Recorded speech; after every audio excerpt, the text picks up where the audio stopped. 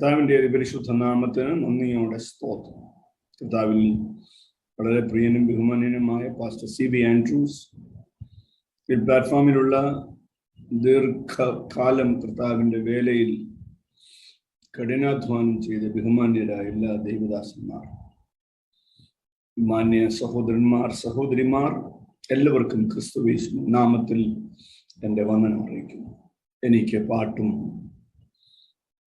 പ്രശംസയും ദൈവകുഞ്ഞാടും തൻ കുരിശും ലോകത്തിൽ ആരും അറിയാത്ത, ആരാലും അറിയപ്പെടണമെന്ന് ആഗ്രഹമില്ലാത്ത എത്രയോ എത്രയോ എത്രയോ ഭക്തന്മാർ കർത്താവിന് വേണ്ടി അധ്വാനിക്കുന്നു. അവരുടെ എല്ലാം ജീവിതത്തിനായി ഞാൻ കർത്താവിനെ മഹത്വം.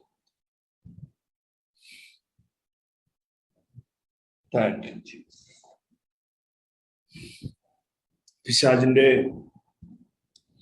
തന്ത്രങ്ങൾ എന്ന നമ്മുടെ 8ാമത്തെ അനുച്ഛേദത്തിന്റെ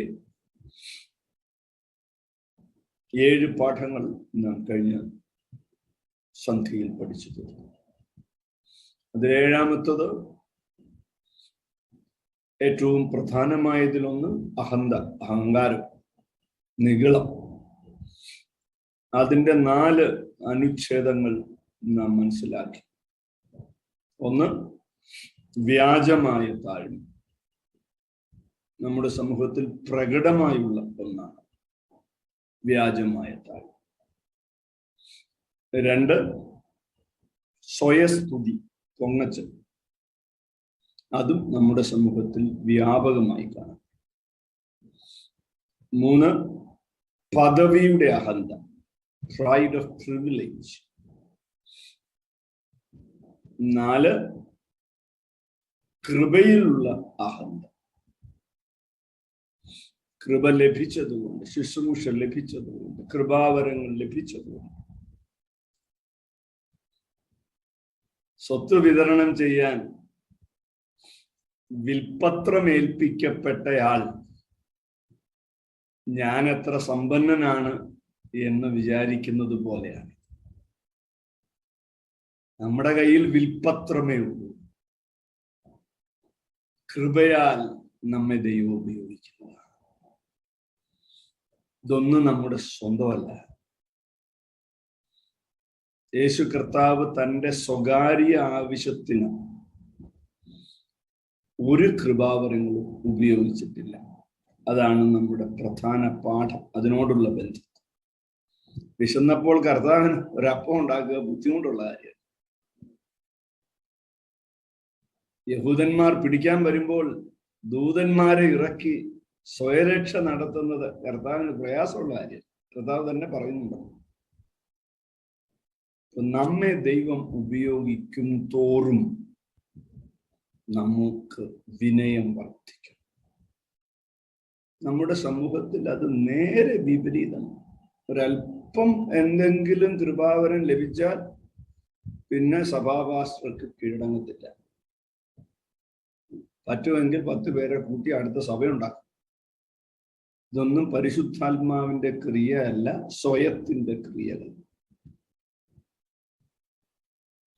ഉസിയാവിന്റെ ജീവിതം അതിനോടുള്ള ബന്ധത്തിൽ നല്ല ഉദാഹരണം. അത് പറഞ്ഞ് ഞാൻ അടുത്ത പാഠത്തിലേക്ക് പ്രവേശിക്കും. 2 ദിനവൃത്താന്തം 27:16.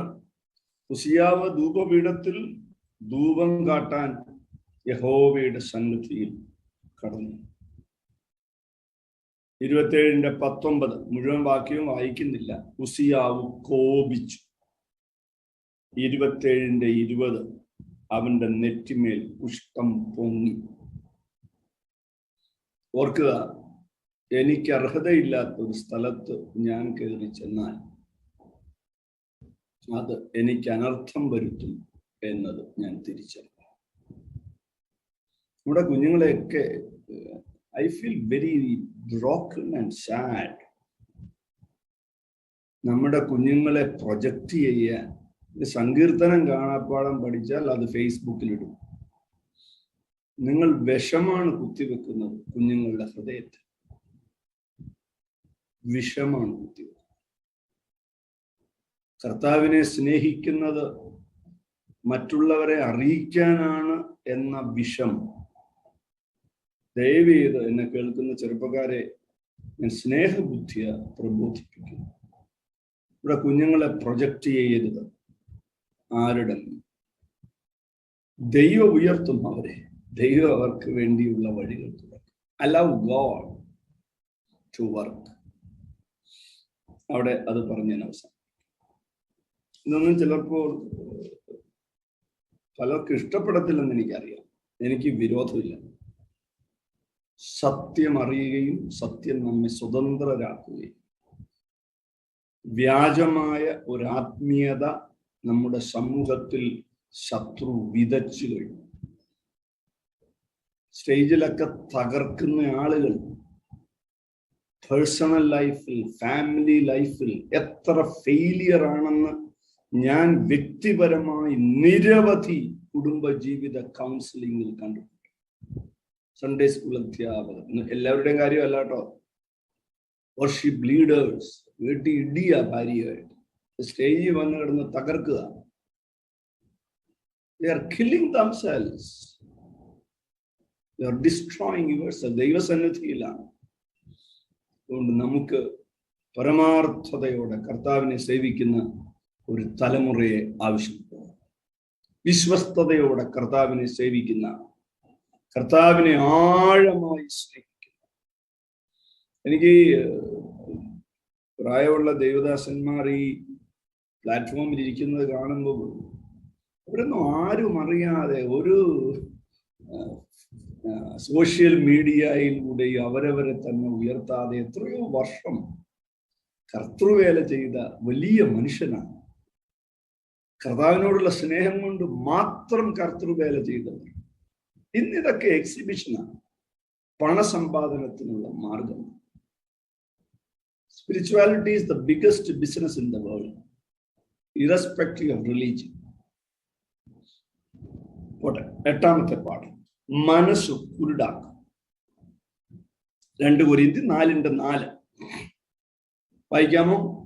വേഗത്തിൽ നിങ്ങൾ എടുത്ത് വായിക്കണം, ഇല്ലെങ്കിൽ ഞാൻ വായിക്കും. 2 കൊരിന്ത്യർ 4:4.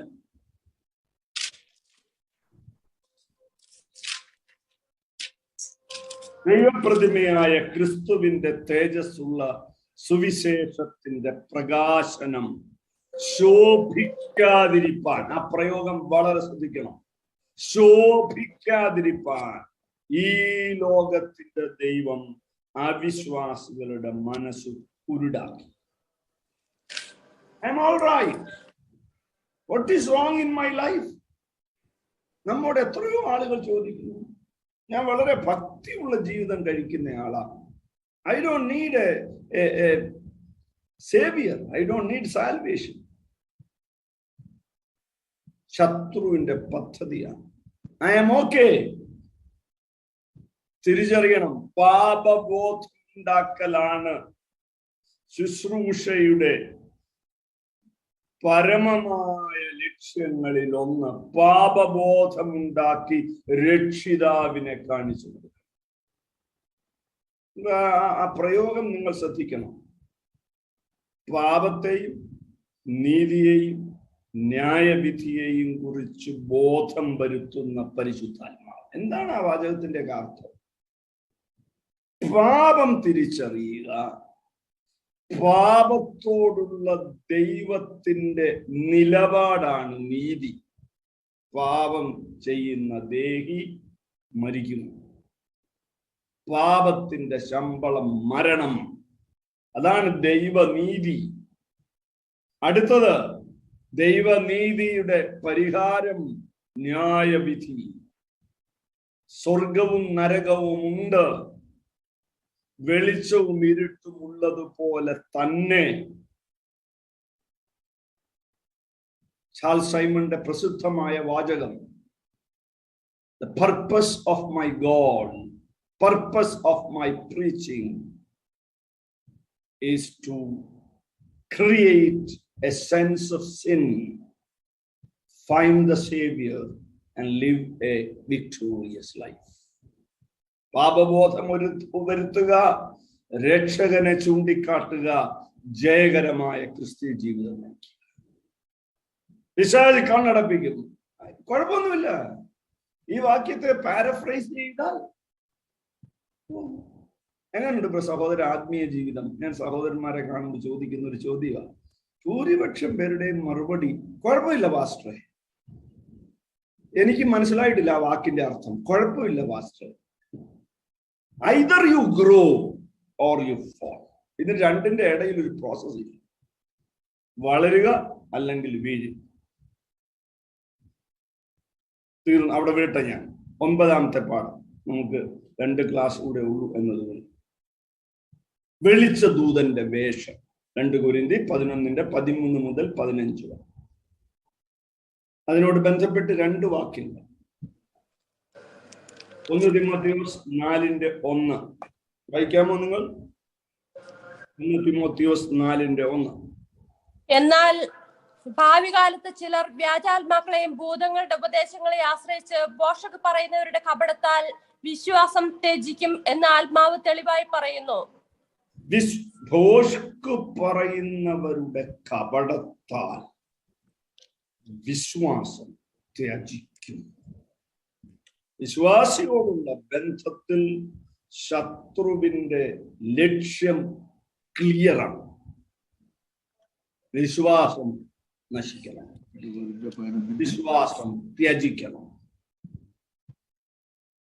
നാം മറ്റൊരു വാക്യം അതിനോട് ബന്ധപ്പെടുത്തി ഓർമ്മിപ്പിച്ചു. സാത്താൻ നിന്നെ പാറ്റാൻ ശ്രമിച്ചു, ഞാൻ നിന്റെ വിശ്വാസം പോയി പോകാതിരിക്കാൻ അപേക്ഷിച്ചു. ഒരു വാക്യം കൂടെ എടുക്കണ്ട. പ്രവൃത്തി 20:30. വിപരീത ഉപദേശം പ്രസ്താവിക്കുന്ന പുരുഷന്മാർ നിങ്ങളുടെ ഇടയിൽ നിന്ന് എഴുന്നേൽക്കും. പുറത്തുനിന്നല്ല. ചർച്ചിന്റെ പ്രധാന ശത്രു അകത്തു നിന്നാണ് പിശാച് ഫോം ചെയ്യുന്നത്. മറക്കരുത് ഒരിക്കലും. The enemy creates his own group inside the church. വെളിച്ച ദൂതന്റെ വേഷം. 10ാമത്തെ പാഠം. The most serious and the subtlest. ഏറ്റവും ചെറുതും ഏറ്റവും ഗൗരവവും. ക്ഷമിക്കാതിരിക്കുക, കയ്പ് സൂക്ഷിക്കുക, പക സൂക്ഷിക്കുക, unforgiving attitude. എഫേസ്യർ 4:31 വായിച്ചാട്ടെ. എഫേസ്യർ 4:31.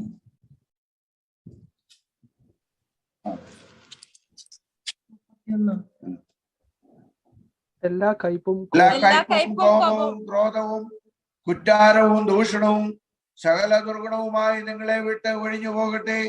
ഒഴിഞ്ഞു പോട്ടെ. ആ വാക്യത്തിന്റെ ഘടന നോക്കൂ നിങ്ങൾ. കയ്പിൽ തുടങ്ങിയാൽ അവസാനിക്കുന്നത് ദുർഗുണത്തിലായി.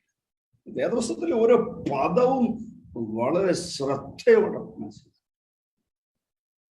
I have no bitterness towards any human being എന്ന് തികഞ്ഞ ബോധ്യത്തോടെ പറയണം. കഴിഞ്ഞ ഞായറാഴ്ച പാസ്റ്റർ CB ആൻഡ്രൂസ് ഇതിനോട് റിലേറ്റഡ് ആയ ഒരു സെർമണാണ് പറഞ്ഞത്.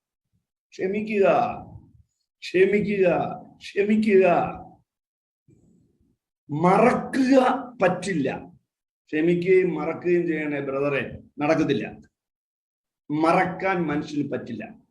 എന്നെ വേദനിപ്പിച്ച ഒരു സംഭവം മറക്കാൻ എനിക്ക് കഴിയില്ല, പക്ഷെ ക്ഷമിക്കാൻ എനിക്ക് കഴിയും. I can forgive, but I can't forget.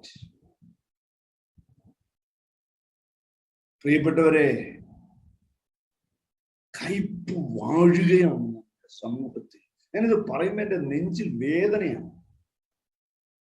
നേതാക്കൾ തമ്മിൽ യുദ്ധം, കോടതി case. We are allowing the devil to enter our area. അമ്മയും അപ്പനും തമ്മിൽ വഴക്ക്, മക്കളും അമ്മയും അപ്പനും തമ്മിൽ വഴക്ക്. എന്തോ ആത്മീയമാണ് നാം ഈ കാണിച്ചു കൂട്ടുന്നത്.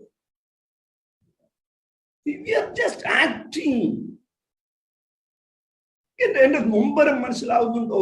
പിശാചിനെ നാം നമ്മുടെ വീട്ടിനകത്ത് കയറ്റി വെച്ചിരിക്കുകയാണ്.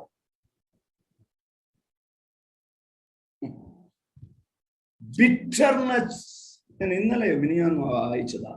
Bitterness eventually kills you. Bitterness kills me. ഞാനത് തിരിച്ചറിയണം. എന്റെ കർത്താവേ, ഭൂമിയിൽ ഓരോ മനുഷ്യനോടും കയ്പില്ലാത്ത ജീവിതത്തിന്റെ മാധുര്യം. നമുക്ക് ദോഷം ചെയ്തവരോട് നമുക്ക് വേദന ഉണ്ടാകും, പക്ഷെ കയ്പ് വരരുത്. അത് കൃപയാൽ മാത്രമാണ് സാധ്യം. കൃപയാൽ മാത്രം. ദിവസത്തിലെ 3 പേര് ഞാൻ നിങ്ങളുടെ ശ്രദ്ധയെ കൊണ്ടുവരിക, വിവരിക്കുന്നില്ല. കയ്യീൻ കയ്പ് കേറി ദൈവസന്നിധി വിട്ടുപോയി. കയ്യിന്റെ ഫോൾ 10 ഫോളാണ് കയ്യീൻ. നിങ്ങൾ ധ്യാനിച്ചാൽ മതി. Finally he went off from the presence of God. നമ്മൾ പള്ളിക്കകത്ത് വന്നിരിക്കുന്നത് കൊണ്ട് ദൈവസാന്നിധ്യം അനുഭവിക്കുന്നു എന്നൊന്നും ധരിക്കരുത്. ദൈവസാന്നിധ്യം അനുഭവിക്കാത്ത എത്രയോ ആളുകൾ പള്ളിക്കകത്ത് വന്നിരിക്കുന്നു, എത്രയോ ആളുകൾ പ്ലാറ്റ്ഫോമിൽ ഇരിക്കുന്നു.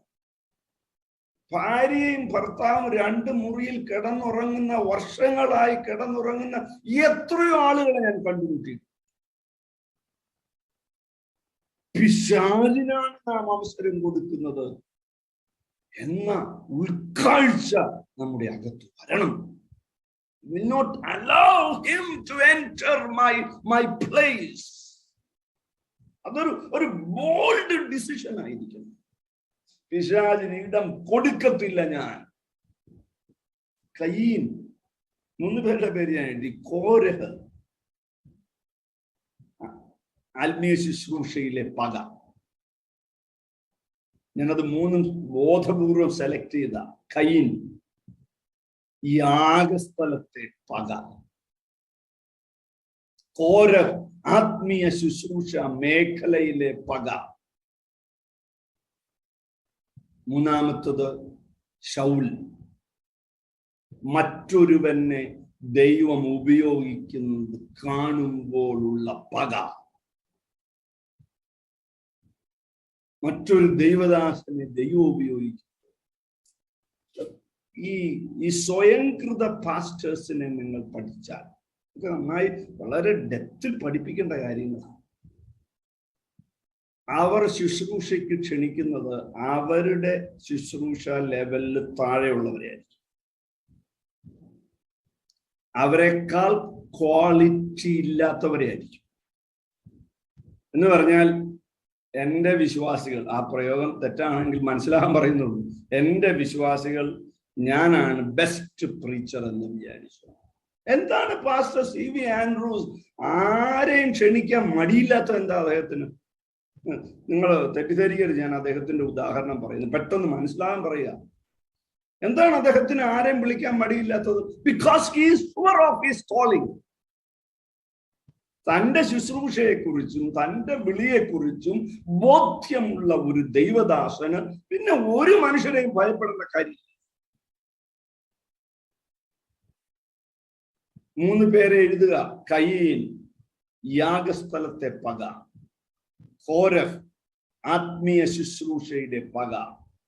ശൗൽ, മറ്റൊരുവനെ ദൈവം ഉയർത്തുമ്പോഴുള്ള പക. നമ്മുടെ സമൂഹത്തിൽ ഇത് 3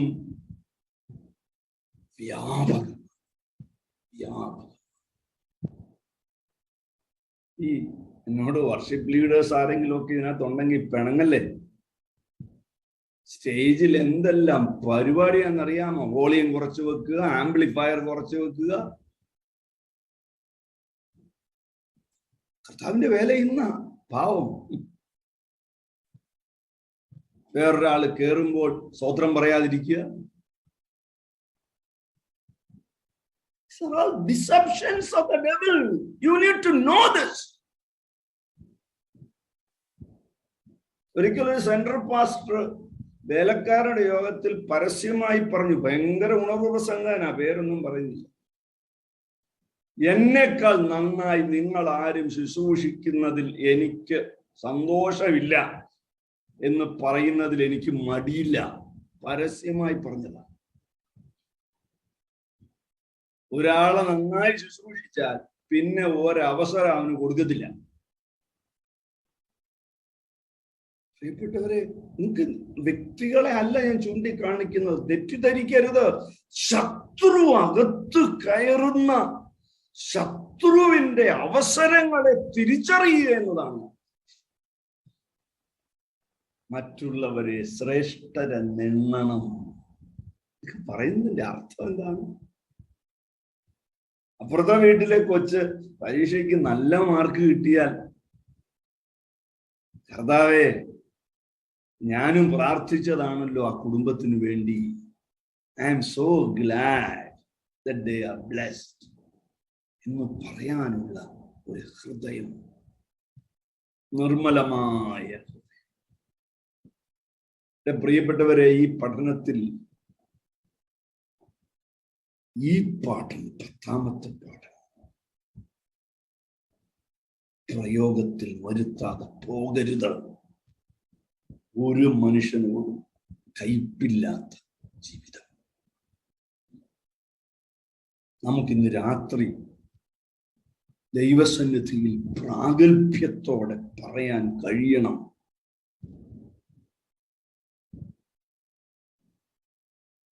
സാത്താന്റെ തന്ത്രങ്ങളെ നിങ്ങൾ അറിയാത്തവർ അല്ലല്ലോ. പൗലോസ് അതിന്റെ മുകളിൽ ക്ഷമയെ കുറിച്ചാണ് പറയുന്നത്. ക്ഷമിക്കാതെ ഞങ്ങളുടെ കടക്കാരോട് ഞങ്ങൾ ക്ഷമിക്കുന്നത് പോലെ എന്ന പ്രാർത്ഥനയുടെയൊക്കെ അർത്ഥം എന്താണ്? How can you behave good to others? ഞാൻ ഉപയോഗിക്കുന്ന ഒരു രീതി ഞാൻ നിങ്ങളെ, എന്നെ ഏറ്റവും വേദനിപ്പിച്ചിട്ടുള്ള ആളെ അടുത്ത് ഞാൻ പോയ ആൾക്കൊരു സമ്മാനം കൊടുക്കും, ഒരു ഗിഫ്റ്റ് കൊടുക്കും. നിങ്ങൾ ചെയ്തു നോക്കൂ, നിങ്ങളുടെ ബിറ്റർനെസ് ഉരുകിപ്പോകും. ബിറ്റർനെസ് ഉരുകിപ്പോകും. You will enjoy a joy that surpasses all understanding. പിതാവേ, ഇവർ ചെയ്യുന്നത് എന്തെന്ന് അറിയായികയാൽ ഇവരോട് ക്ഷമിക്കണമേ. കർത്താവ് പിശാചിന്റെ എല്ലാ പദ്ധതികളെയും ജയിച്ചതിന്റെ മനോഹര തെളിവുകളാണിതെല്ലാം. 9ാമത്തെ അനുച്ഛേദത്തിലേക്ക് നാം പ്രവേശിക്കുന്നു. പ്രിപ്പയറിംഗ് ഫോർ ദ ബാറ്റ്, യുദ്ധത്തിനുള്ള തയ്യാറെടുപ്പ്. എഫേസ്യ ലേഖനം എടുത്ത 6ാം അധ്യായം നമ്മുടെ കാതലായ പഠനത്തിന്റെ ഭാഗമാണ്. യുദ്ധമല്ല, യുദ്ധത്തിനുള്ള തയ്യാറെടുപ്പ്. എഫേസ്യർ 6:10. ഒടുവിൽ കർത്താവിലും അവന്റെ അമിതബലത്തിലും ശക്തിപ്പെടുവിൻ. ഒടുവിൽ എന്ന വാക്കിനകത്താണ് നിങ്ങളുടെ ശ്രദ്ധ ഞാൻ. യുദ്ധത്തിനുള്ള ഒരുക്കത്തിന്റെ വാക്കാണ് ഒടുവിൽ. Finally my brother. Amplified Bible എഴുതിയിരിക്കുന്നത് ഇൻ കൺക്ലൂഷൻ. ഞാൻ പറഞ്ഞതിന്റെയൊക്കെ രത്നച്ചുരുക്കമായി. യൂങ്സ് ലിറ്ററൽ ട്രാൻസ്ലേഷൻ പറയുന്നത് ആസ് ടു ദ റെസ്റ്റ്. താൻ ഇതുവരെ പറഞ്ഞു വന്ന 4ാം അധ്യായം മുതലുള്ള പ്രായോഗിക ക്രിസ്തീയ ജീവിത പഠനം എഫേസ്യ ലേഖനത്തിൽ പൗലോസ് ആരംഭിക്കുന്നു. 1, 2, 3 ഉപദേശം, 4, 5, 6 പ്രായോഗിക ജീവിതം. ലേഖനങ്ങളുടെയൊക്കെ ഒരു ബേസിക് സ്വഭാവമാണ്. 4ാം അധ്യായത്തിൽ തുടങ്ങിയ പ്രായോഗിക ജീവിത പഠനത്തിന്റെ ആത്യന്തികമായ ഉദ്ദേശത്തിലേക്ക് പൗലോസ് പ്രവേശിക്കുന്നു. ഒടുവിൽ ശത്രു ശക്തനാണ്, യുദ്ധം യാഥാർത്ഥ്യമാണ്.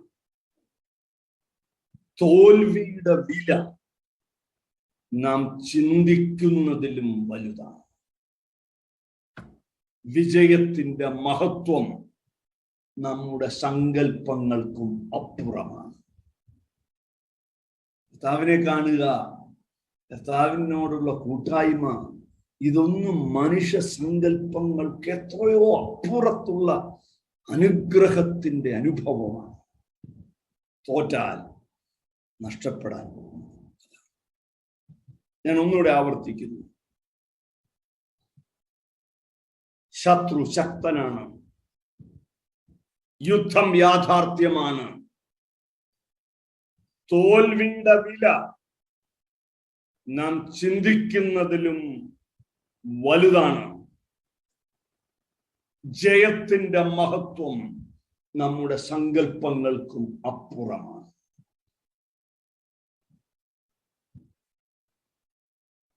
ഒടുവിൽ എന്താണ് ഒടുവിൽ? നോക്കാം വേഗത്തിൽ.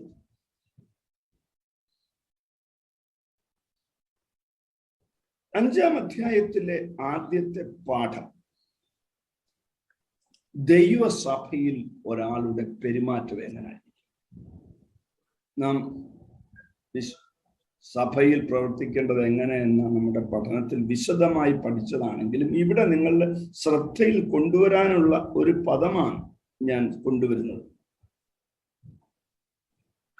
5-ാം അധ്യായം 21-ാം വാക്യം. ക്രിസ്തുവിന്റെ ഭയത്തിൽ അന്യോന്യം കീഴ്പ്പെട്ടിരിപ്പിൻ. ക്രിസ്തുവിന്റെ ഭയം ദൈവസഭയുടെ പെരുമാറ്റത്തിൽ, ദൈവസഭയിൽ നമ്മുടെ പെരുമാറ്റത്തിലെ ഫോക്കസ് ക്രിസ്തുവിന്റെ ഭയത്തിലായിരിക്കണം നാം അന്യോന്യം കീഴ്പ്പെട്ടിരിക്കുന്നത്. എന്താ ഇതിന്റെയൊക്കെ അർത്ഥം? ഞാൻ ക്രിസ്തുവിനെ ഭയപ്പെടുന്നത് പോലെ എൻ്റെ സീനിയർ പാസ്റ്ററിനെ ഞാൻ ഭയപ്പെടണം. എന്നേക്കാൾ മുതിർന്ന ഒരു ദൈവദാസനെ, എൻ്റെ അത്ര ഒറേറ്ററി സ്കിൽ അദ്ദേഹത്തിന് ഉണ്ടായെന്ന് വരില്ലായിരിക്കാം, എൻ്റെ അത്രയും കൃപാവരം അദ്ദേഹത്തിന് ഇല്ലായിരിക്കാം, പക്ഷേ അദ്ദേഹം എന്നേക്കാൾ സീനിയറാണ്. ഊട്ടാൻ കുഞ്ഞുമോനച്ചായൻ എന്നേക്കാൾ വളരെ സീനിയറാണ്, എന്നേക്കാൾ അധികം കർത്താവിനോട് കൂടെ നടന്ന മനുഷ്യനാണ്. I need to respect him, I need to honour him. പെന്തക്കോസുകാരെ പോലെ പ്രായമുള്ളവരെ അനാദരവ് കാണിക്കുന്ന മറ്റൊരു സമൂഹമില്ല.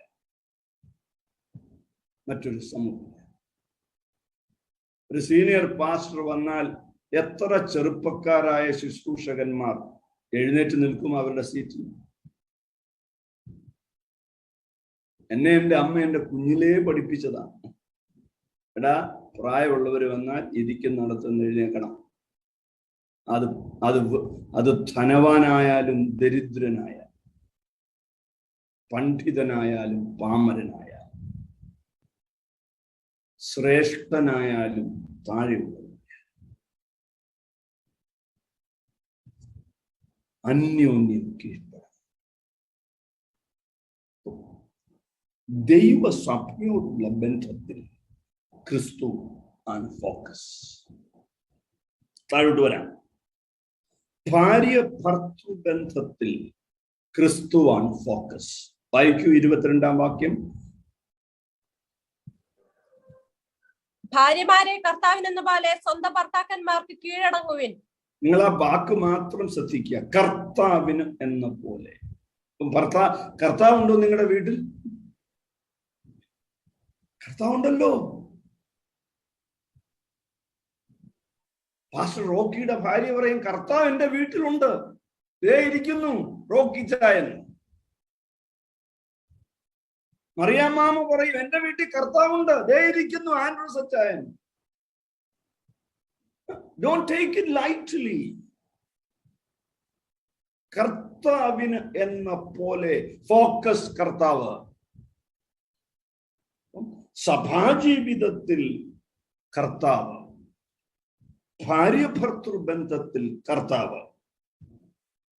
ഭർത്താക്കന്മാരെ, ഭാര്യമാരുടെ കാര്യമാണ് പറയുന്നത്. ഭർത്താക്കന്മാരെ, ക്രിസ്തു സഭയെ സ്നേഹിച്ചത് പോലെ. ക്രിസ്തു സഭയെ സ്നേഹിച്ചത് പോലെ. അപ്പുറത്തെ വീട്ടിലെ കുഞ്ഞമ്മയ്ക്ക് പനി വന്ന അന്വേഷിച്ചു പോകും. ഭാര്യ പനിയായിട്ട് കിടന്നാൽ തിരിഞ്ഞു പോലും നോക്കത്തില്ല.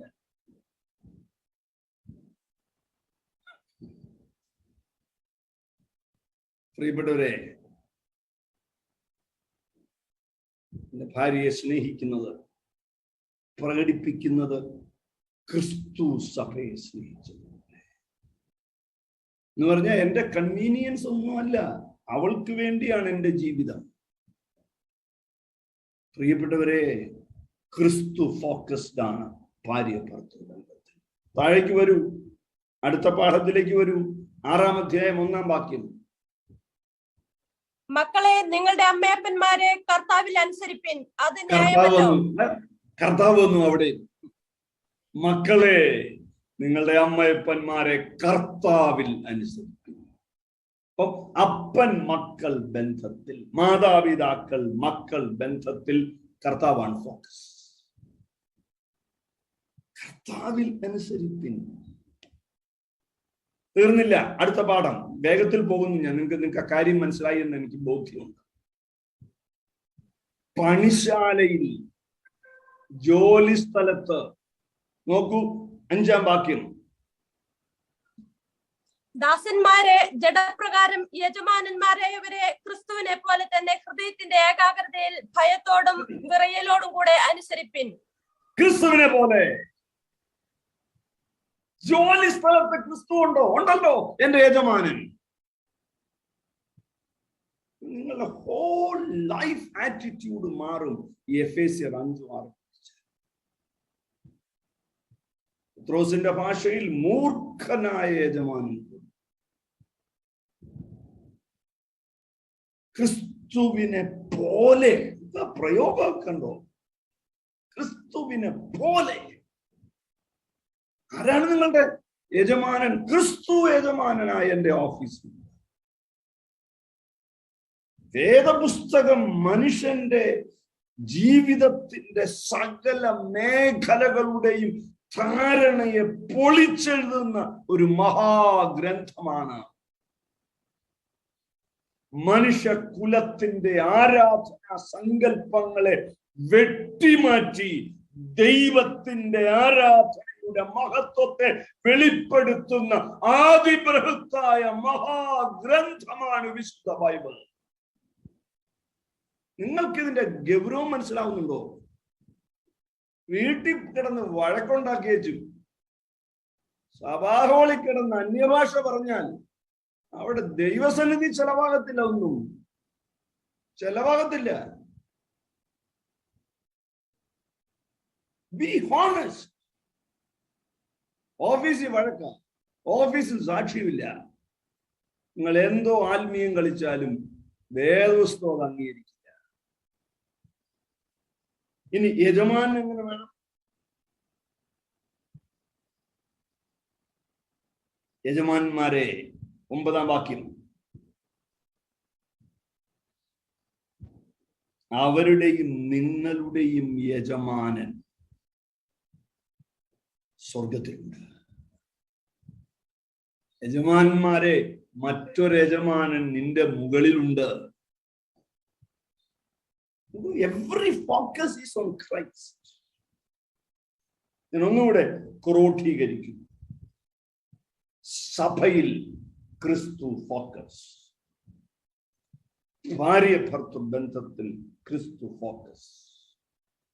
മാതാപിതാക്കൾ, അമ്മയപ്പന്മാർ ബന്ധത്തിൽ ക്രിസ്തു ഫോക്കസ്. പണിയിടത്ത്, ജോലി സ്ഥലത്ത്, പ്രൊഫഷനിൽ ക്രിസ്തു ഫോക്കസ്. ഇത്രയും പറഞ്ഞിട്ടാണ് ഒടുവിൽ, if I am defeated in my workplace, I cannot overcome devil. എന്റെ കുടുംബ ജീവിതത്തിൽ ഞാൻ പരാജയപ്പെട്ടെങ്കിൽ പിശാചിനെ ശാസിച്ചാലൊന്നും പിശാച് പോകത്തൊന്നുമില്ല. ഈ അഹന്തയെ കുറിച്ച് പഠിപ്പിച്ചപ്പോൾ എന്നോട് ഒരു സഹോദരൻ ചോദിച്ചു, പാസ്റ്റർ എങ്ങനെയാണ് ഓവർകം ചെയ്യുന്നത്? യേശുവിൻ നാമത്തിൽ എന്റെ അഹങ്കാരം മാറട്ടെ എന്ന് പ്രാർത്ഥിച്ചാലൊന്നും പോകത്തില്ല. കാരണം അത് എന്നിൽ നിന്ന് അതിന്റെ എഫേർട്ട് ഉണ്ടാകണം. അങ്ങനായിരുന്നെങ്കിൽ എത്ര എളുപ്പമായിരുന്നു. ഒടുവിൽ set right your things at home. Set right your things at your workplace. കൂട്ടുവേലക്കാരനെ ബഹുമാനിക്കാതെ, കൂട്ടു സഹോദരനെ ആദരിക്കാതെ ഞാൻ ശത്രുവിന് നേരെ പടപൊരുതാമെന്ന് കരുതിയാൽ തെറ്റിപ്പോയി.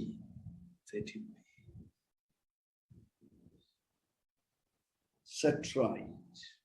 ഇന്ന് രാത്രി സെറ്റ് റൈറ്റ് ചെയ്യണം. പറയണം, പിശാചിന് ഇടമുള്ള ഒരു മേഖലയും എന്റെ ജീവിതത്തിൽ ഞാൻ അനുവദിക്കത്തില്ല. എന്റെ വീട്ടിൽ കയറാൻ എതിരാളിയെ നിന്നെ ഞാൻ അനുവദിക്കത്തില്ല. ഫിറ്റ്നസ് ഇല്ലാത്ത, മറ്റുള്ളവരെ ബഹുമാനിക്കുന്ന, ക്രിസ്തീയ ജീവിതം നയിക്കുന്നവരെ പിശാചിന് ഭയമാണ്. അതുകൊണ്ടാണ് നമ്മളെ രോഗികളാക്കാൻ ശ്രമിക്കുന്ന ശത്രു. മറ്റേ ഏറിയായിൽ ഒന്നും നടക്കാതെ വരുമ്പോഴാണ് നമ്മുടെ ശരീരത്തെ പിടിക്കാൻ നോക്കുന്നത്. വിവരിക്കുന്നില്ല, അത് മറ്റൊരു ഏറിയയാണ്. പ്രിയപ്പെട്ട ദൈവദാസന്മാരെ, സഹോദരന്മാരെ, സഹോദരിമാരെ, God needs a different kind of people. God needs a different kind of people. ഒടുവിൽ കണ്ടോ, അടുത്ത പദം കണ്ടോ, കർത്താവിലും. നമ്മൾ ശക്തിത എന്ന പാട്ട് കർത്താവിന് വേണ്ട. കർത്താവ് വന്നാൽ ശക്തി സ്വാഭാവികമായി വരും. ഞാൻ ആവർത്തിക്കുന്നു, കർത്താവ് അകത്ത് വാണാൽ, വാഴാൻ അനുവാദം കൊടുത്താൽ, വാഴാൻ ദാഹിച്ചാൽ ശക്തി സ്വാഭാവികമായി വരും. അതുകൊണ്ട് ആ പുസ്തകത്തിൽ അങ്ങനെ എഴുതിയിരിക്കുന്നത്, കർത്താവിലും അവന്റെ അമിത ബലത്തിലും. കർത്താവിന്റെ ബലത്തിലും കർത്താവിലും എന്നല്ല, യേശുവേ വന്നു വാഴണമേ എന്റെ ജീവിതത്തിന്റെ എല്ലാ മേഖലകളും. എന്റെ വലിയ ആഗ്രഹമാണ്, വലിയ പ്രാർത്ഥനയാണ്, നമ്മുടെ കുടിവരവുകളിൽ കർത്താവ് മാത്രം ഉയരട്ടെ. ഇത് അങ്ങോട്ടും ഇങ്ങോട്ടും മനുഷ്യർ പരസ്പരം ഉയർത്തലാ നമ്മുടെ യോഗത്തിലേക്ക് പരിപാടി. Jesus is sidelined. വലിയൊരു കൺവെൻഷനാ, 15 മിനിറ്റ് വീതം പ്രസംഗ മത്സരമാണ് വേദിയിൽ. Jesus is sidelined. എന്നിട്ട് മാർക്കിടുക ആളുകളിൽ നിന്ന്. ഇന്ന് കുഞ്ഞുമോനച്ചായന്റെ പ്രസംഗം മറ്റേ അച്ചായന്റെ പ്രസംഗത്തെക്കാൾ നല്ലതായിരുന്നു. Where is Jesus? Where is Jesus? കർത്താവിൽ, നമ്മുടെ വീട്ടിൽ കർത്താവ് വാഴട്ടെ, ശുശ്രൂഷയിൽ കർത്താവ് വാഴട്ടെ. Lord, reign in me. കർത്താവിലും അവന്റെ അമിത ബലത്തിൽ. അവന്റെ അമിത ബലം. ഇംഗ്ലീഷിൽ എന്താണ് ആ വാക്യം ഞാൻ നോക്കാൻ വിട്ടുപോയി. അമിത ബലം എന്ന് പറഞ്ഞാൽ സാധാരണ ബലമല്ലാതെ, ലളിതമായി പറഞ്ഞാൽ സകല ബലത്തെക്കാൾ വലിയ ബലം, സകല ശക്തികളെക്കാൾ വലിയ ശക്തി. ദൈവം നമ്മളെ അത് റിമൈൻഡ് ചെയ്യുന്നുണ്ട് വേദപുസ്തകത്തിൽ പലയിടങ്ങളിൽ. ഉൽപ്പത്തി 17:1 ഞാൻ. ആദ്യത്തെ പ്രയോഗം, വേദപുസ്തകത്തിലെ ആദ്യത്തെ പ്രയോഗം, ദൈവത്തിന്റെ ശക്തിയെ സംബന്ധിച്ച ആദ്യത്തെ വെളിപ്പാട് മനുഷ്യന് ലഭിക്കുന്ന, ഞാൻ സർവശക്തിയുള്ള ദൈവം. അർത്ഥം മനസ്സിലായോ? എന്റെ വിചാരം ദൈവം ഇത് അബ്രഹാമിനെ കളിയാക്കി പറഞ്ഞത്. നീ എന്താടാ കുഞ്ഞെ എന്നെ പറ്റി വിചാരിച്ചു? നിനക്ക് എന്നെ കുറിച്ച് എന്താ ധാരണ? 24 കൊല്ലം മുമ്പ് 75 വയസ്സിൽ നിന്നോട് ഞാൻ ഒരു വാഗ്ദത്തം ചെയ്തു. ആ വാഗ്ദത്തം നടപ്പിലാക്കാൻ നീ ഷോർട്ട് കട്ട് പ്രയോഗിച്ചു. നീ നിന്റെ ശക്തി പ്രയോഗിച്ചു. ഇത് വളരെ പ്രായോഗികമായ പാഠമാണ്. ശ്രദ്ധിക്കൂ എന്നെ. എനിക്ക് നിന്റെ ശക്തി വേണ്ട എന്റെ പ്രവൃത്തി ചെയ്യാൻ. എനിക്ക് നിന്റെ ബുദ്ധി വേണ്ട എന്റെ പ്രവൃത്തി ചെയ്യാൻ. ഞാൻ സർവശക്തിയുള്ള ദൈവം. I don't need your help. പാഠം മറക്കരുത്. ദൈവം ഒരു മനുഷ്യനെ കൊണ്ട് ഉദ്ദേശിക്കുന്നത് ചെയ്യിക്കാൻ ആ മനുഷ്യന്റെ കോൺട്രിബ്യൂഷൻ വേണ്ട, ആ മനുഷ്യന്റെ സമർപ്പണം മതി. നീ എന്റെ മുമ്പാകെ നടന്ന് നിഷ്കളങ്കനായിരിക്കാം. എൽ ഷദായി, നമുക്കറിയാം ഇതൊക്കെ. ഷദ് എന്ന വാക്കിന്റെ അർത്ഥം അമ്മയുടെ മാറുന്ന, the breast of a mother. അമ്മയുടെ മാറെന്ന് കേൾക്കുമ്പോൾ നമുക്ക് ഈ ഭൂലകിൽ ഒരു രൂപമേ വരത്തുള്ളൂ. ക്ഷീണിക്കുമ്പോൾ ഓടിച്ചെന്ന് വീഴാൻ, വിശക്കുമ്പോൾ ഓടിച്ചെന്ന് അഭയം പ്രാപിക്കാൻ, ദുഃഖം വരുമ്പോൾ ഓടിച്ചെന്ന് മാറോട് ചേർന്നിരിക്കാൻ. അമ്മ. എന്റെ പ്രിയപ്പെട്ടവരെ, ദൈവം റിമൈൻഡ് ചെയ്തു അബ്രഹാമിനെ. ഇന്ന് നമ്മെ റിമൈൻഡ് ചെയ്യുന്നു. താങ്കളുടെ ജീവിതത്തിൽ ദൈവം ആഗ്രഹിക്കുന്നത് നടക്കാൻ, ദൈവം പ്ലാൻ ചെയ്തത് നടക്കാൻ താങ്കളുടെ ഒരു എഫേർട്ടും ആവശ്യമില്ല. നിന്നുകൊടുത്താൽ മതി. ദൈവത്തിന്റെ കയ്യിൽ നിന്നുകൊടുത്താൽ മതി. I can tell you about my own life. No personal efforts. Just lean on God. Hallelujah. വീണ്ടും വരുന്നു 18-ാമത്തെ 14-ാം വാക്യം. യഹോവയാൽ കഴിയാത്ത വല്ല കാര്യവുമുണ്ടോ? 3 ഞാൻ എഴുതി, 5 ഞാൻ എഴുതി. യിരെമ്യാവ് 32:17, നിനക്ക് അസാധ്യമായത് ഒന്നുമില്ല. ഉൽപ്പത്തി 17:1, ഉൽപ്പത്തി 18:14, യിരെമ്യാവ് 32:17, യിരെമ്യാവ് 32:27, എനിക്ക് കഴിയാത്ത വല്ല കാര്യവുമുണ്ടോ? മത്തായി 19:26, പുതിയ നിയമത്തിലേക്ക് വന്നാൽ ദൈവത്തിന് സകലവും സാധ്യം. ലൂക്കോസ് 1:37, ദൈവത്തിന് ഒരു കാര്യവും അസാധ്യമല്ലല്ലോ. You cannot belittle your God's mighty power. നമ്മള് ഈ കർത്താവ് ചെയ്ത അത്ഭുതം എന്ന് പറഞ്ഞ് ഈ TV പ്രഭാഷകരും പ്രോസ്പെറിറ്റി ടീച്ചേഴ്സും കാണിച്ചു കൂട്ടുന്ന കോപ്രായങ്ങൾ. You are belittling your God, my friend. You are belittling our God.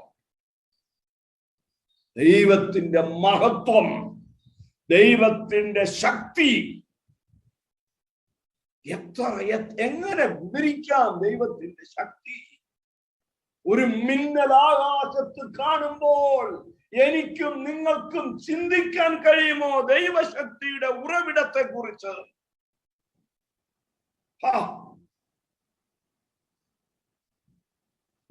കർത്താവിന്റെ അമിത ബലം. കർത്താവിന്റെ അമിത ബലത്തിന്റെ ഏറ്റവും വലിയ മെഷർ എന്താണ്? പൗലോസ് എഫേസ്യ ലേഖനത്തിൽ തന്നെ അത് വിവരിക്കുന്നു. നോക്കൂ, എഫേസ്യർ 3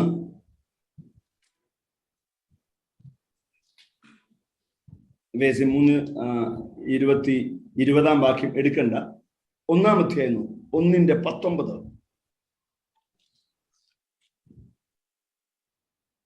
വിശ്വസിക്കുന്ന നമുക്ക് വേണ്ടി വ്യാപരിക്കുന്ന അവന്റെ ശക്തിയുടെ അളവറ്റ വലിപ്പം ഇന്നതെന്ന് നിങ്ങൾ അറിയേണ്ടതിന് പ്രാർത്ഥിക്കുന്നു.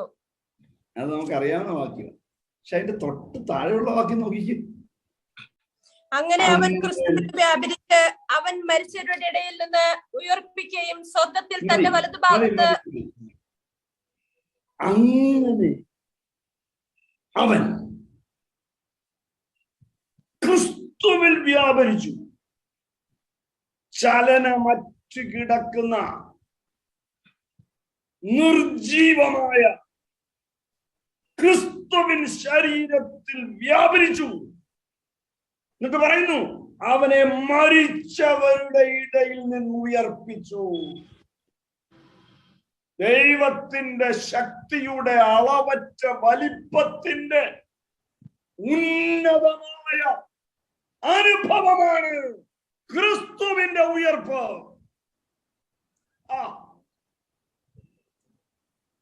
അളവറ്റ വലിപ്പത്തിന് അളവുണ്ടോ ഉപദേശി? ഉണ്ട്. അളവറ്റ വലിപ്പത്തിന്റെ അളവ് ക്രിസ്തുവിന്റെ ഉയർപ്പ്.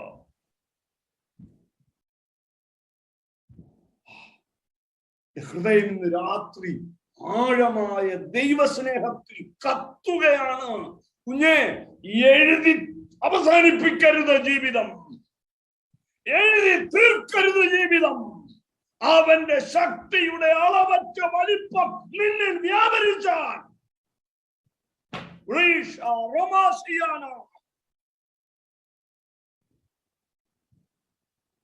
കർത്താവിലും അവന്റെ അമിത ബലത്തിലും ശക്തിപ്പെടുവീ. There is no area of life that God cannot change. കുറെ വർഷങ്ങൾക്ക് മുമ്പ് ഗൾഫിലെ ഒരു ചർച്ചിന്റെ കൺവെൻഷന് പ്രസംഗിക്കാൻ പോയി.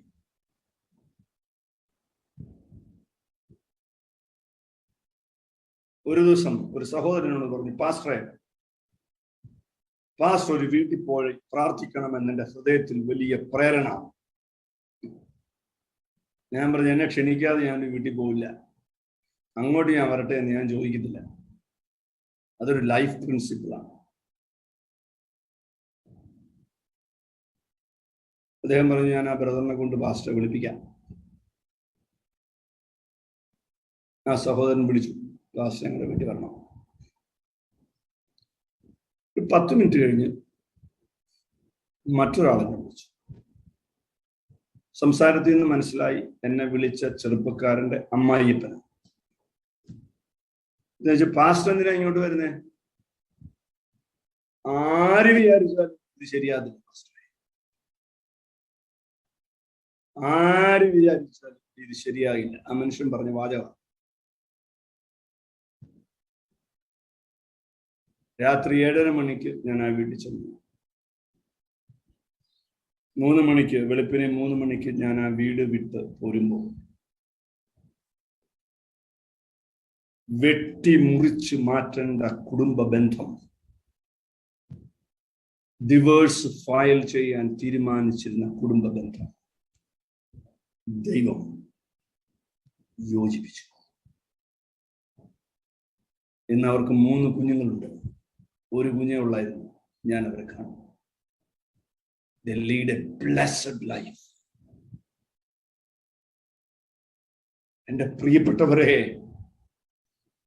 കർത്താവിന്റെ ശക്തിയിലുള്ള ആശ്രയം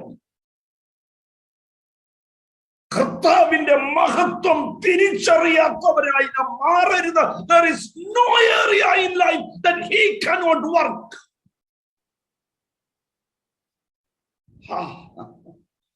നിരാശയുടെ വാക്ക് പറയല്ലേ എന്റെ പ്രിയപ്പെട്ട ദൈവമക്കളെ. തോൽവിയുടെ വാക്ക് പറയരുത്. നടക്കത്തില്ലെന്ന് പറയരുത്. ഇനി ഒന്നും നടക്കില്ല എന്നൊരു വാക്ക് പറയരുത്. കഴിഞ്ഞ ദിവസം ഒരു മനുഷ്യൻ വിളിച്ചു, 2 ദിവസമായിരുന്നു, അച്ചായ ശരിയാത്തില്ല. ഞാൻ പറഞ്ഞില്ല ബ്രദർ, ഞാൻ ഷിക്കാഗോയിൽ വന്നാൽ അടുത്ത ആഴ്ച നിങ്ങൾ വീട്ടിൽ വരും. I will not leave you. I will not allow you to live like this. രാത്രി എന്നെ കേൾക്കുന്ന ദൈവദാസന്മാർ, ദൈവമക്കൾ ഡിക്ലെയർ ചെയ്യണം. We will not allow devil to work in our churches. We will not allow devil to work in our homes. എനിക്ക് ദൈവശക്തി അറിയാം എന്ന ബോധ്യം നമ്മുടെ അകത്ത് കത്തണം ഇന്ന് രാത്രിയിൽ.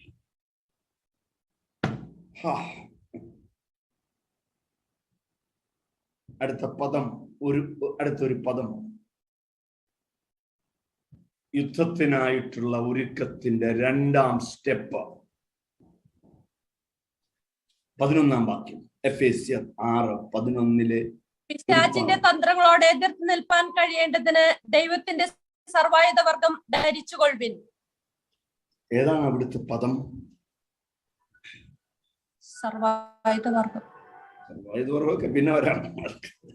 എതിർത്ത് നിൽക്കുക. A soldier stands. Soldier cannot sit idly.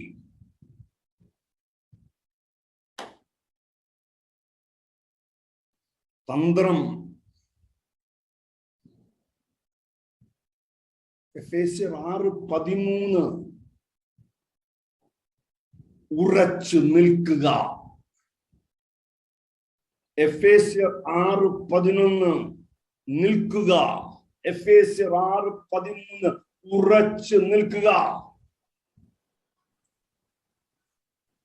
6:16 നിൽക്കുക. ആവർത്തിക്കുന്നത് കണ്ടോ പരിശുദ്ധാത്മാവ്? ദിവസത്തിൽ ഒരു വാക്ക് നാം നോക്കിയിരിക്കണം. You cannot sit, my friend. You need to stand up in the war. എതിരാളിയോട് എതിർത്ത് നിൽക്കുക.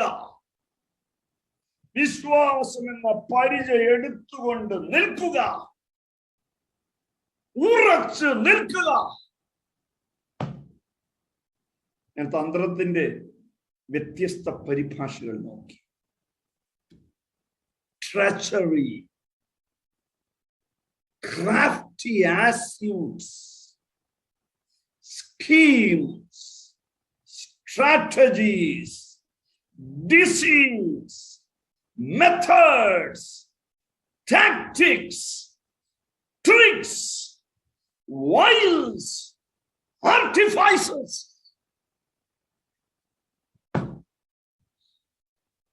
Amplified Bible ഈ വാക്യത്തെ പരിഭാഷപ്പെടുത്തി. You may be able to successfully stand up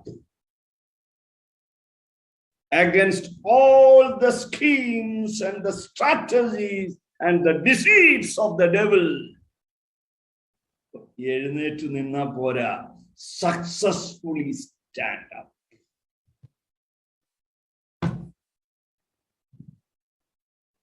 ആയുധവർഗം ധരിക്കണമെങ്കിൽ എഴുന്നേറ്റ് നിൽക്കണം. തോമസ് ബ്രൂക്സിന്റെ ഒരു വാചകം ഞാൻ എടുത്തിട്ടിരിക്കട്ടെ. Christ, the scripture, your own heart, and Satan's devices are the 4 prime things that you should be most studied and searched.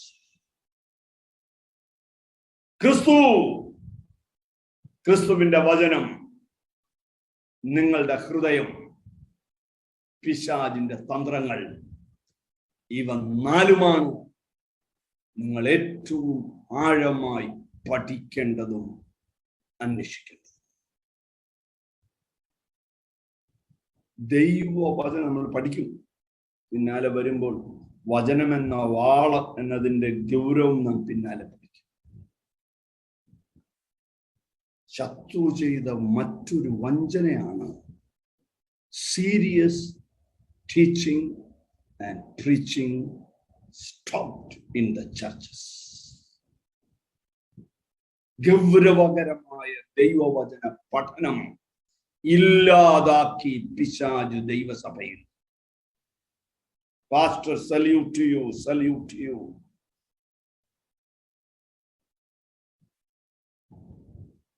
10 minute ദൈവം ഉയർത്തും, ദൈവം അനുഗ്രഹിക്കും, ദൈവം വഴി നടത്തും. 15 മിനിറ്റ് പ്രസംഗം. ഇതാണ് സഭായോ?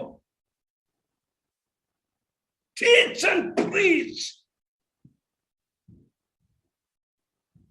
പ്രിയപ്പെട്ടവരെ, ഉറച്ചു നിൽക്കണം, ഉറച്ചു നിൽക്കണം. ആയുധവർഗം ധരിക്കണമെങ്കിൽ എഴുന്നേറ്റ് നിൽക്കണം. യുദ്ധക്കളത്തിൽ കസേരയില്ല, യുദ്ധക്കളത്തിൽ ഇരിക്കാൻ ഇടമില്ല, യുദ്ധക്കളത്തിൽ വിശ്രമമില്ല. അതുകൊണ്ടാണ് തിരുവെഴുത്തിൽ ആവർത്തിച്ചു പറയുന്നത്, ഉണർന്നിരിപ്പിൻ, ഉണർന്നിരിപ്പിൻ. No place for rest. You can be defeated at the fag end of your life. അതാണ് താഴോട്ട് വരുമ്പോൾ സകലവും സമാപിച്ചിട്ട് ഉറച്ചു നിൽക്കുക എന്നുള്ള പദത്തിന്റെ അർത്ഥത. നിങ്ങൾ പ്രാർത്ഥിക്കാറുണ്ടോ? കർത്താവേ, എൻ്റെ ആരംഭത്തെക്കാൾ എൻ്റെ അവസാനം നല്ലതായിരിക്കണമേ. എല്ലാ ദിവസവും പ്രാർത്ഥിക്കേണ്ട ഒരു വാചകമാണ്. കാരണം ഞാൻ ഒബ്സർവ് ചെയ്തിട്ടുണ്ട്, വാർദ്ധക്യമാവുമ്പോൾ അനേകർക്ക് അത്യാർത്തി കൂടുന്നത്, ഗ്രീഡ് കൂടുന്നത് ഞാൻ കണ്ടു. ഞാൻ വിശ്വാസികളുടെ കാര്യമാണ് പറയുന്നത്, ലോകമനുഷ്യന്റെ കാര്യമല്ല. എന്റെ ആരംഭത്തേക്കാൾ എന്റെ അവസാനം നല്ലതായിരിക്കണം. ഉറങ്ങരുത്. 3 ഉദാഹരണങ്ങൾ. ശിംശോൻ ഉറങ്ങിയപ്പോൾ ദലീല തലയിലെ ജട 7 മുറിച്ചു. അടുത്ത പദം, അവൾ അവനെ ഒതുക്കി തുടങ്ങി. ന്യായാധിപന്മാർ 16:19. ഉറങ്ങിയപ്പോൾ. അടുത്ത വാക്യം 1 ശമൂവേൽ 26:12. ശൗൽ ഉറങ്ങിയപ്പോൾ ദാവീദ് കുന്തവും ജലപാത്രവും എടുത്തു. 3 ഉദാഹരണങ്ങൾ. ഉൽപ്പത്തി 9:21. നോഹ ഉറങ്ങിയപ്പോൾ മക്കൾ നഗ്നത കണ്ടു.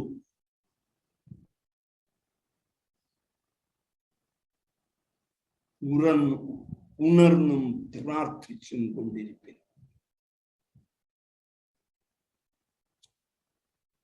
I trust you get me.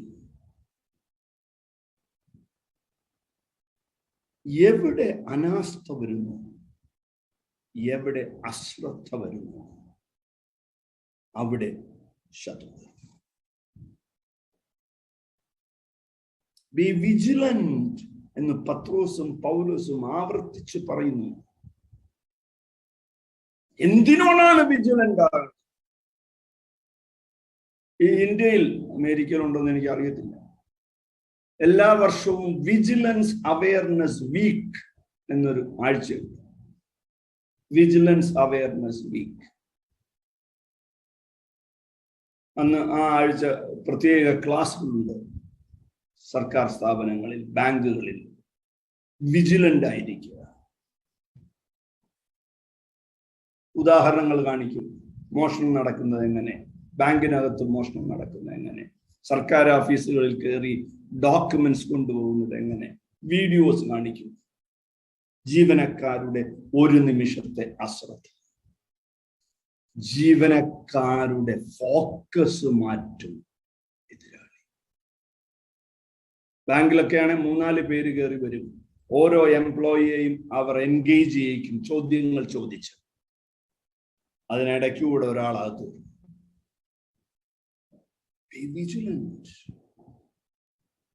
മാതാപിതാക്കളെ ഉത്സാഹിപ്പിക്കട്ടെ.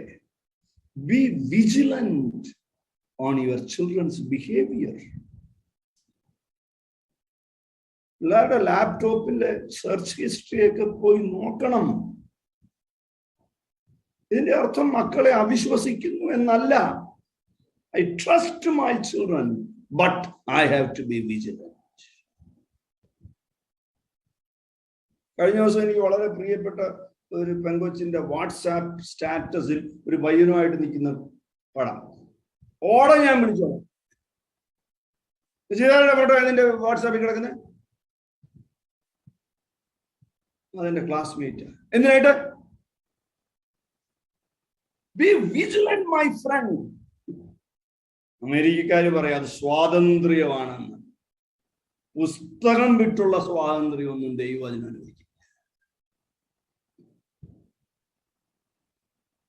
പ്രിയപ്പെട്ടവരെ, ശത്രു നമ്മെ ഒതുക്കാൻ നോക്കുന്നത് നമ്മെ കൊണ്ട് ദൈവത്തിന് വൻകാര്യം ചെയ്യിക്കാൻ കഴിയും എന്ന് അവന് തിരിച്ചറിവുള്ളത് കൊണ്ടാണ്. ഇന്ന് രാത്രി എന്റെ പാഠം അവസാനിപ്പിക്കുന്നു. പിശാചിന്റെ തന്ത്രങ്ങളോട് എതിർത്ത് നിൽക്കുക. നിൽക്കണം എന്ന് വിവരിക്കാൻ സമയമില്ല. നിൽക്കേണ്ട ഇടത്ത് നിന്നില്ലെങ്കിൽ എന്തു പറ്റും? അത് നാം അടുത്ത ദിവസം പഠിക്കാൻ പോവാം. എന്നെ ഏൽപ്പിച്ച സ്ഥലത്ത് ഞാൻ നിൽക്കണം. ഞാൻ സ്ഥലം മാറരുത്. സ്ഥലം മാറിയവർക്ക് സംഭവിച്ചൊക്കെ പുസ്തകത്തിൽ നമുക്ക് പഠിക്കാം. എനിക്ക് CV ആൻഡ്രൂസ് പാസ്റ്റർ ആകാൻ ആഗ്രഹം വേണ്ട. എനിക്ക് ഞാനായാ മതി. Don't try to become somebody else. സ്ഥലം മാറരുത്. ദൈവം ആക്കിയ സ്ഥലത്ത് വിശ്വസതയോടെ കർത്താവിനെ സേവിക്കണം. ഞാൻ അവസാനിപ്പിക്കട്ടെ. കഴിഞ്ഞ ചില ആഴ്ചകൾക്ക് മുമ്പ് ഞാൻ ഒരു വിവാഹത്തിന് പോയി. അവിടെ എനിക്ക് വളരെ പ്രിയനായ ഒരു പാസ്റ്റർ ദീർഘവർഷങ്ങൾക്ക് ശേഷം കണ്ടു. അദ്ദേഹം ഭാര്യ എന്നെ അടുത്ത് ഒന്ന് കുശലം പറഞ്ഞിട്ട് അദ്ദേഹം എന്നെ മാറ്റി നിർത്തി പറയാണ്, പാസ്റ്ററെ, അദ്ദേഹം പറഞ്ഞതിന്റെ പാരഫ്രൈസ് ചെയ്ത് ഞാൻ പറയാം, I am a failed man. ഞാൻ തോറ്റുപോയി പാസ്റ്ററെ. ഞാൻ എന്ത് പറ്റും? നല്ല ഭക്തനായ, പ്രാർത്ഥിക്കുന്ന, ഉപവസിക്കുന്ന മനുഷ്യൻ എന്നോട് പറയാണ്, വർഷങ്ങൾക്ക് മുമ്പ് താങ്കൾ എന്നോടൊരു ദൂത് പറഞ്ഞിരുന്നു. ഞാൻ ആ ദൂത് അനുസരിക്കാതെ ഞാൻ ആ സ്ഥലം വിട്ടുപോയി. ഇന്നും എൻ്റെ നെഞ്ചിനകത്തറിയാം ഞാൻ ആ സ്ഥലം വിട്ടുപോയത് തെറ്റായിപ്പോയി. ആ ദേശത്തെ അപ്പോസ്തലനായി മാറേണ്ട ആളായിരുന്നു ഞാൻ. പക്ഷെ ഞാൻ മറ്റു പലതും അന്വേഷിച്ച് ആ സ്ഥലം വിട്ടുപോയി. എന്നെ കേൾക്കുന്ന പ്രിയപ്പെട്ട ദൈവമക്കളെ, ദൈവദാസന്മാരെ, തക്ക സമയത്ത് പത്രോസിന്റെ ലേഖനം താഴ്മയെക്കുറിച്ച് പഠിപ്പിച്ചിട്ട് പത്രോസ് അടുത്ത വാക്യത്തിൽ പറയാണ്, തക്ക സമയത്ത് അവൻ നിങ്ങളെ ഉയർത്തേണ്ടതിന് കൈക്കീഴ് താണിരിപ്പേ. നിൽക്കേണ്ട സ്ഥലത്ത് ദൈവം തന്റെ പ്രവൃത്തി അയക്കുന്നത് വരെ ശത്രു നമ്മളെ മാറ്റാൻ ശ്രമിക്കും. ശത്രു നമുക്ക് പുതിയ പദ്ധതികൾ കൊണ്ടുതരും. ഇല്ല, I will stand firm at the place God has put me. ഈ വചനങ്ങളാൽ കർത്താവ് നിങ്ങളെ അനുഗ്രഹിക്കട്ടെ.